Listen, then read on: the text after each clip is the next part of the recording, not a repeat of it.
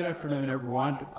First of all, I would like to thank Kevin and Robert and all folks from Avasant, Irish for putting on such an amazing event. This is my second Empowering Beyond event, and I'm sure most of you have noticed that really what we spend a lot of time talking about in these events is innovation. So there's a couple of concepts that I wanted to unpack and hopefully get a little bit of clarity around.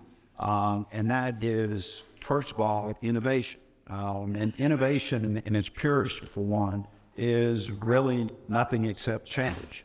The implementation of that change has less to do really with technology and the processes associated with technology than overcoming the human being's natural resistance to change. And then leadership, which of course in its highest calling is really about motivating that change, and then helping us deal with the consequences of that change, whether they be positive or negative. So without further ado, let's jump in. As I said just a moment ago, business is changing. We talk a lot about digital transformation, which it seems is the first sort of bullet there. But when we talk about digital transformation, most of the time when we're talking about it, we're talking about it in the context of tenured enterprises. Most companies that start up these days are born digital, they grow digital. And so when we talk about digital transformation, we're really, at least in my experience, and we're talking about digital transformation of the tenured enterprise. As Jessica said, I'm currently Chief Technology Officer for Gannett USA Today. We've got about 250 publications around the world in the U.S., the U.K., and of course USA Today. Prior to that, I was Chief Information Officer and Chief Technology Officer for Scientific Games in Las Vegas, and prior to that was Chief Information Officer for Norwegian Cruise Line. So I say that to tell you that I've never been a steady state CIO, CTO, or CISO. Every place I've ever been has been to take a company through transformational change.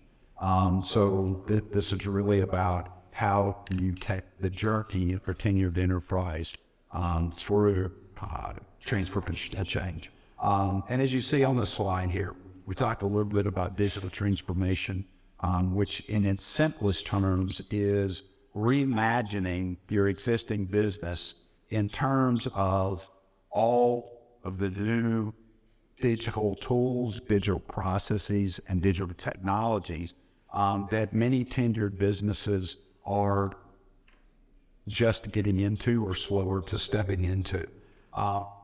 But one of the things that you've also heard me already mention is the cultural change that really goes along with that. As I said earlier, it's not so much about the technology, but it's about the cultural change and then overcoming the human being's resistance to change. Also new in sort of the modern era here is environmental social governance.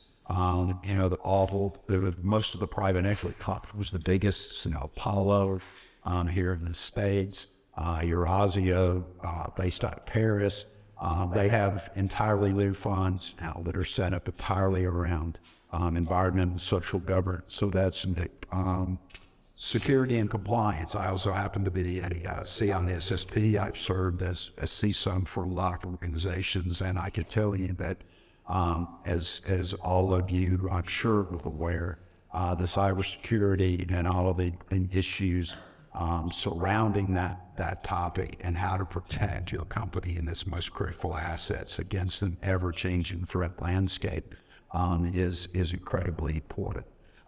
New technologies, I can tell you certainly in the publishing industry, ChatGPT and some of the AI tools that are coming about. We're asking questions at my current company, at Gannett. What does it mean to be a news organization? I read a research article not too long ago that said that approximately 65% of the age group 20 to 40 listed TikTok as their primary source of news.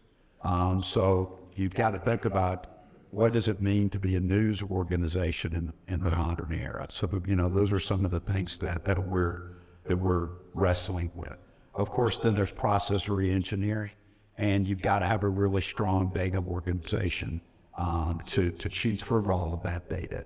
And then if you're successful, or you come out on the other side, is a new enterprise that a startup today would be born digital. The tenured enterprise would really be born again digital. There are lots of different contexts in which to talk about innovation. This one is from Greg Sittel for Harvard Business Review, and going back to 2017. But this one I find pretty concise and pretty easy to understand. And most of the time in the tenured enterprise, we're not talking about pure research. The bottom here there were really, and then the next slide's really going to address this in a lot more detail. But we're really talking about breakthrough innovation versus sustained innovation. And the way that I tend to think about those is sustaining innovation is how do we get better at what we're already doing? Okay, and so if the company that you're at is in a growth market, is in a growth industry, and really what you have to focus on is getting better at what you're already doing, getting more efficient, taking costs out of the environment, then where you're going to be spending a lot of your time is focusing on sustaining innovation. But I think most businesses, with the acceleration of some of the new technologies that I just talked about, you also have to focus on breakthrough innovations. What are the innovations that are going to fundamentally change not only how your company operates within its existing industry, but how might those breakthrough innovations fundamentally alter the industry that you're in? Again, at Gannett, one of the things that we're focusing on there is localization. As I said, we own not only USA Today, but about 250 to 300 other publications, little papers like the Montgomery Advisor, Montgomery, Alabama, and all sorts of other publications. So one of the things we're focused on is how do we get back to localization? And one of the things that I argue is that the technology exists now that we should really be focusing on hyperlocal. And by hyperlocal, I mean at an individual level. The technology exists out there today through tools like ChatGPT that I already mentioned and version 4, which really dwarfs version 3. So how does that change the definition of a journalist? Okay. Do we need more journalists, or do we need more curators of information to do fact checking and things like that, where a lot of the publications, a lot of the information contained in the publications might be generated through AI. So the ability to understand your customer, you might live in Montgomery, Alabama, for example, but you might have graduated from the University of Michigan. Your children might be, doctoral students at UCLA, happen to be at Bowdoin.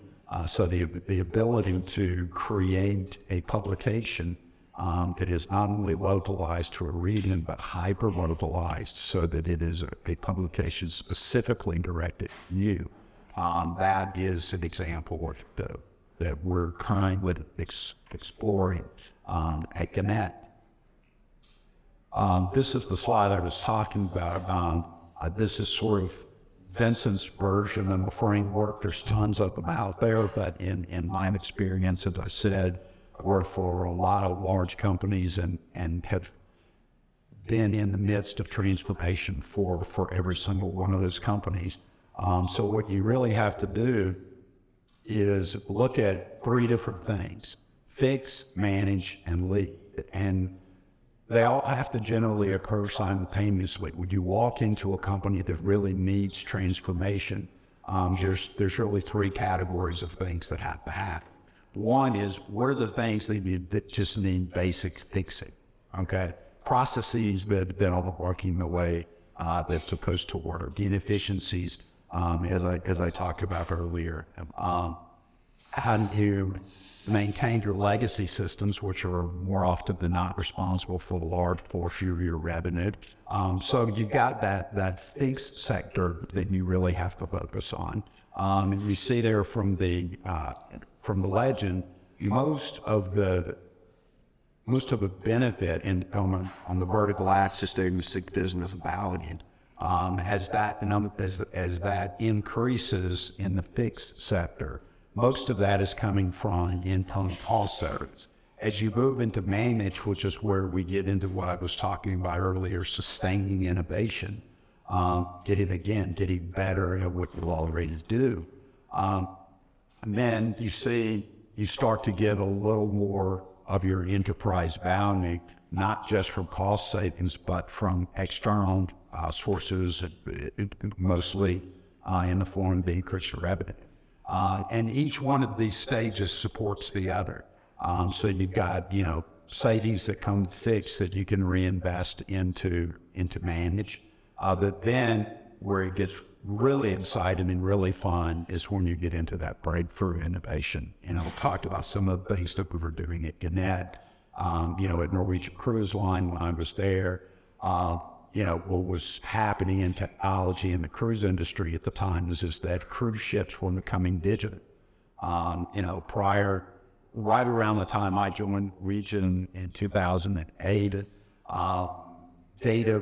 data centers on cruise ships were repurposed storage closets that had a rack and a bio extinguisher in them. Fast forward, 5 or 6 years, the new ships that we were building had dual data centers that were, full-blown, fully redundant data centers. And more importantly, for our customer base, we were dealing with a customer base now that we were competing with land-based resorts, so that the full digital experience that someone would expect to get at Disney World, they were expecting to get on a cruise ship as well. So we went through a great deal of new technology deployment and quite a few breakthrough innovations. But that journey, and you can see along a lot, the timeline varies depending upon a lot of different factors, funding, market conditions, et cetera, et cetera. But over, let's call it a 3 to 5 year period, this is really in one slide the journey to take a tenured enterprise and turn it into a new entity and realize the digital transformation. Targets of innovation. As we look around the world, like I did questions all the time about, how do you find opportunities for innovation? The simplest way, the simplest answer to that is look for customers that have a problem that needs solving, or something that leads to change. Because as I said at the very beginning, innovation in its simplest form is nothing except change. So if you look across the broad global enterprise that we all live in, there are different types of innovation. There's macro innovation. We're seeing a lot of this happen today. At a social global level, we're seeing the commercialization space. We're seeing in transformational changes with mass transportation and public communications. We all just lived through the COVID epidemic, and the changes in transformation took place with the vaccine process there. Tremendous innovation opportunities there. One of the things that I particularly like to study and engage in is market transformation. There'll be copies of this. I tried to quote or list sources throughout this, so there's quite a lot of interesting reading here. But there was an article written by Downs of Nunes, HBO, in March of 2013, entitled Big Bang Disruption. A few examples there are Uber, Airbnb, and Google Maps. Those the point there is that if you're a tenured enterprise and something like this happens to you, how do you think the taxi industry dealt with Uber? Okay, the hotel industry dealing with Airbnb, and what their argument is in an article there is that your response to that as a CIO or a leader within the organizations is completely different. And that really sort of lines up with what I was referring to earlier, is breakthrough innovation as opposed to sustained innovation. And then, of course, you've got micro innovation at the individual level. Health, fitness, Apple Watches, which most of us in the room are probably wearing. Education. I grew up in a time where online education really didn't exist. And today, I don't think there's a bachelor's degree that you can get online. I think most master's degrees you can get fully online. And there are even a few PhDs that you can get online, which is really transforming the historical premise of higher education. So there's all sorts of different targets of innovation and different lenses to look at innovation through. Going back to sort of B School 101, there's a model.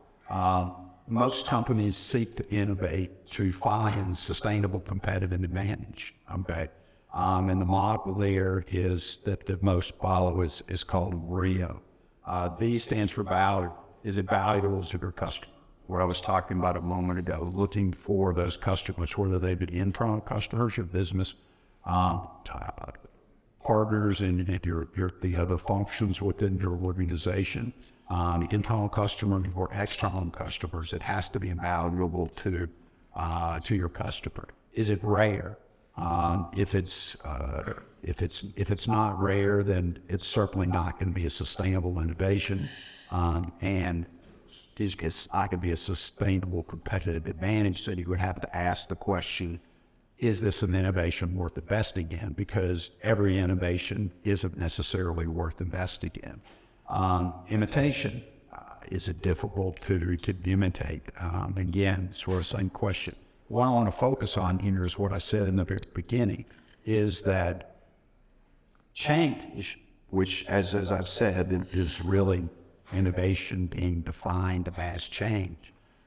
Most of the problems that I see and have dealt with in my career is the O in this model. Is the organization ready and capable, or can be made ready and made capable to not only implement the innovation in an efficient way, but deal with the after effects of an innovation. So what we kind of come to is managing change. Innovation is change. Change is painful. It says change there, but I believe it's supposed to say change. Change is painful, but I guess change can be painful as well. And people resist change. I read a research article not too long ago that said that of 7 people who were presented at their physician and told for whatever health reasons existed, that if you don't make substantive changes in your lifestyle within the next year, there's a good chance you're not going to be alive. And anybody care to guess how many of those 7 people were alive at the end of each year? 0. One. So, I think there's another slide coming up that says that, urgency is necessary, but it's not sufficient to drive innovation. Because I can't think of a single more urgent thing that if I really believed it, that said that if you don't make substantive changes in your lifestyle within a year, you're going to be dead.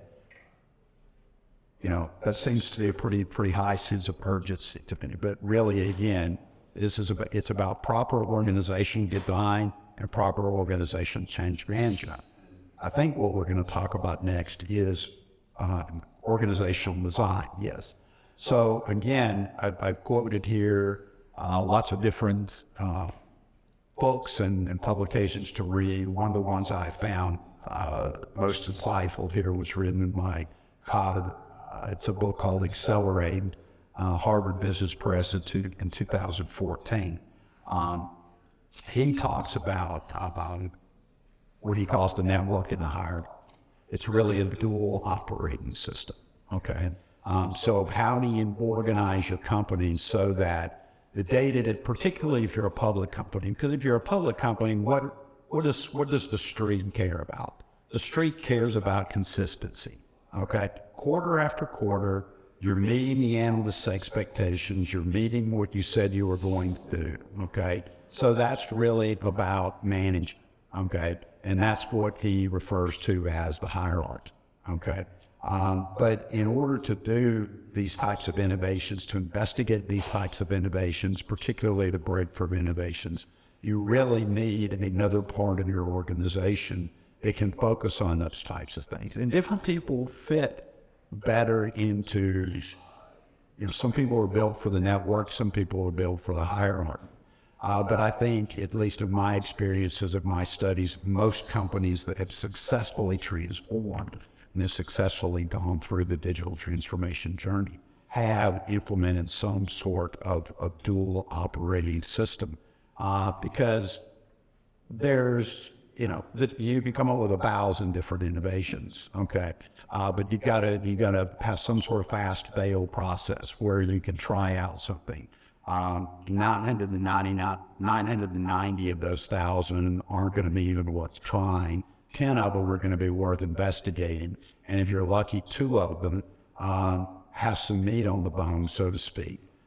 You're going to wind up figuring out how to scale those. And then the last part of the process is how do you then move that from that innovation from the network over to the hierarchy for day-to-day management. So organization design is incredibly important. One of the other things that I get asked a lot, or have been asked a lot in my career, is leadership. And people tend to use leadership and management, the terms interchangeably, okay? Management, in my mind, management and leadership are 2 completely different things. Management is about, what I said earlier, is about the day-to-day stability and consistency of what the company already does. But there's some sustaining innovation that goes on in the management side. But leadership, as I said earlier, is really about leading that change. Because when you think about leadership, you may have leadership characteristics, you may have the capability to be a good leader. But no one really is a leader without followers in a defined context. And so one of the things that you have to think about in that situation where you have followers and the defined context being digital transformation, is you have to define, to me, leadership is really defined in looking at what you do as a leader through the eyes of your followers. So looking at it through the lens of followership. I'm not going to drain this slide. But I think everyone would like a bit of copy of this. But going back to the network versus hierarchy, I love 4 Bys. They're really easy to understand. If you've got a company that has a really strong leadership, the ability to identify change, the ability to lead change, the ability to motivate change, the ability to define what the consequences could be and how to deal with those consequences, then you've got a very strong network side of that dual operating system. Along the bottom, we talked about management. So you can have a very strong management, and a lot of very tenured, again, particularly publicly traded companies, have very strong manager things. Okay, they have to be able to deliver that consistency of story and delivery of numbers and goals and targets to the street. So where would you plot your company on this 4 by? I mean, obviously, if you're in the bottom left corner and you don't have good leadership and you don't have good management, well, if you're not already out of business, you're probably about to be out of business. But in the upper left quadrant, this is really the world of startups, okay? You're innovating, you're adaptive and energetic, but it's chaos. This is where I was talking about earlier about some people are built for the network and some people are built for the hierarchy.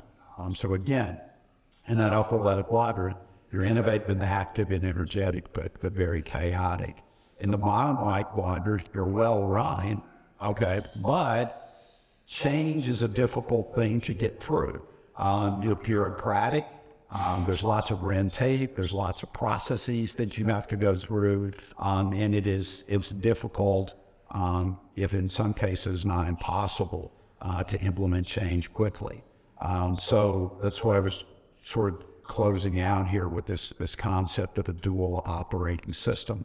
And if you are a large, tenured, again, particularly public company, you really need to be able to implement some sort of dual operating system such that you're well run and you have the ability to innovate, adapt in a very energetic way. So then, is innovation then just about leadership? I used to say to this question almost, but I changed it upon over the last 5 or 10 years to exactly. Innovation really is just about leadership. As I said earlier, in simplest terms, leadership equals followership. In my experience, if you look at, any of the thousands of publications that are out there on leadership, I think that in a world of digital transformation and a world of change, there's 2 really primary roles that a leader needs to serve. One is sense making. Big opportunities. What's the change vision? What are the initiatives?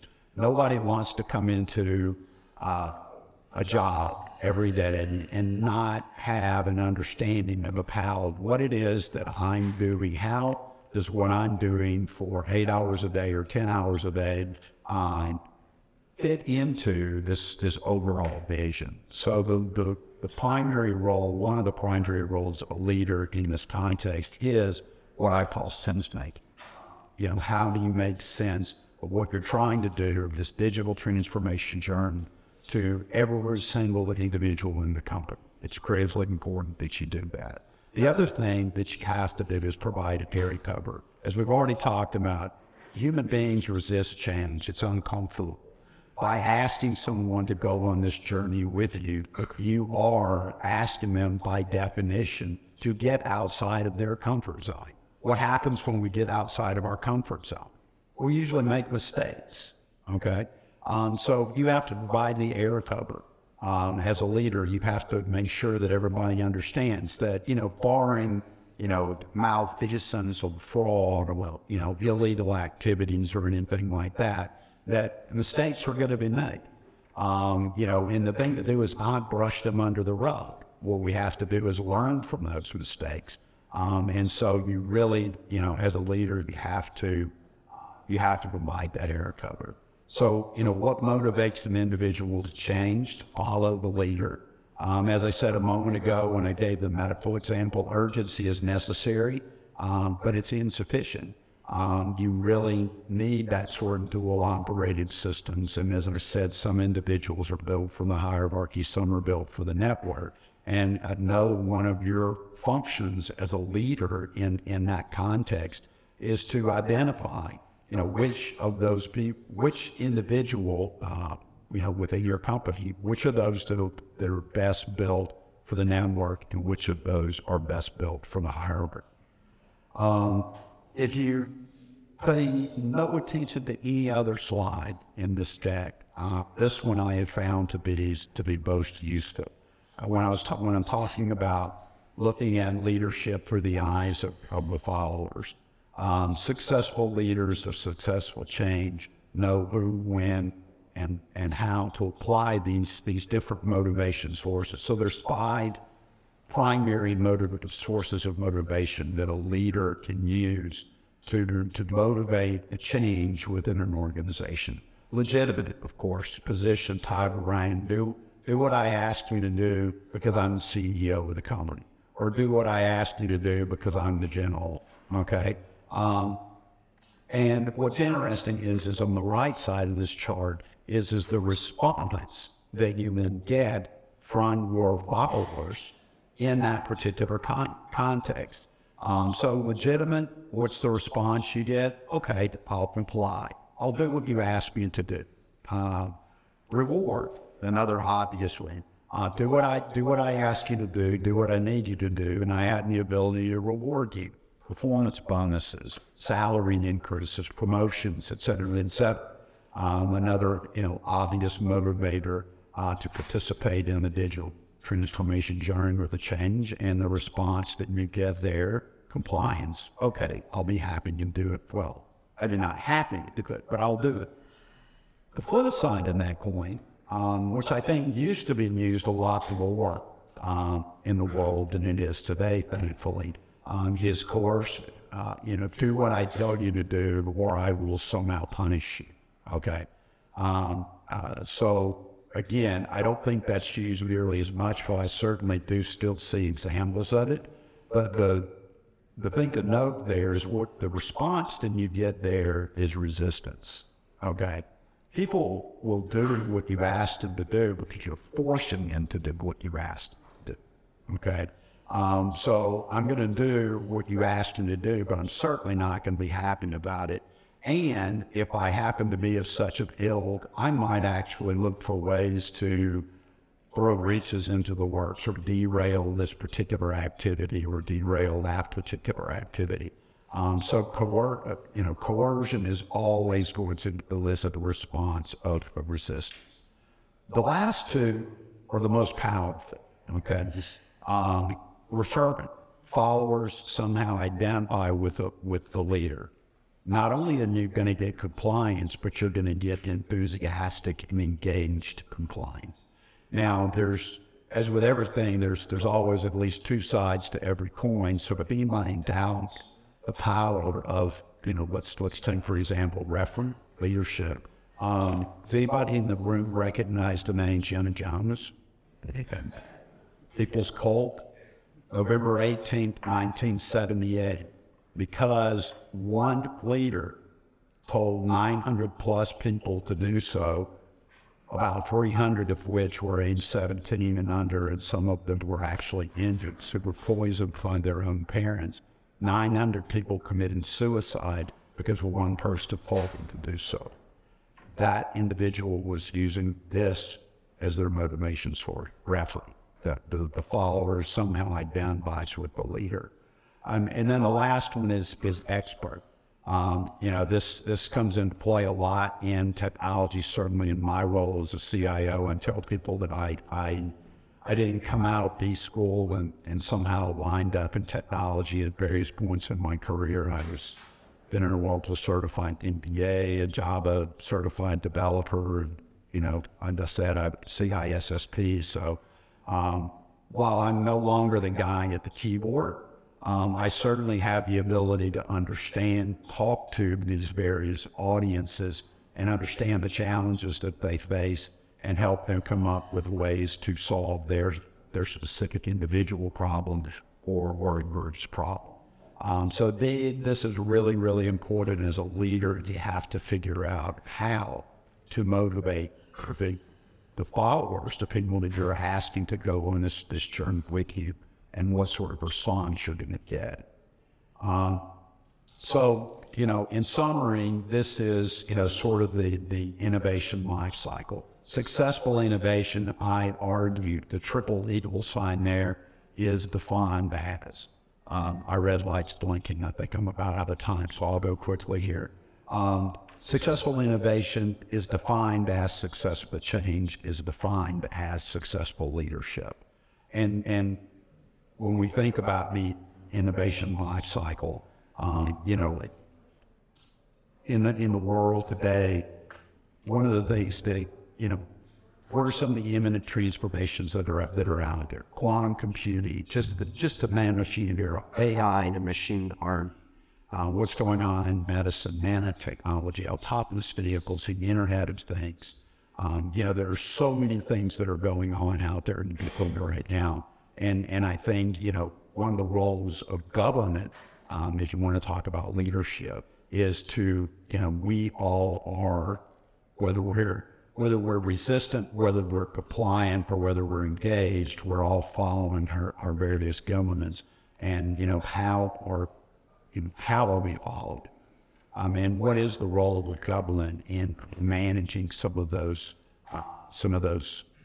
innovations? And then what are as I've said all along, how do we deal with the impacts of those innovations? And to close with one example, and ask you all to think about this, with the advances of medicine, and we know where we are with our social systems and things like that, what would be the implications if very suddenly, let's say over a period of half a generation, 25 years, what would be the social implications? What would be the innovation impact if the average human lifespan in the United States suddenly doubled? What would that do what impact would that have on our social systems? And I think one of the biggest issues that we face today at that macro level is that our ability to innovate, the pace at which we can innovate is far exceeding the pace of our leadership development. So thank you very much for listening.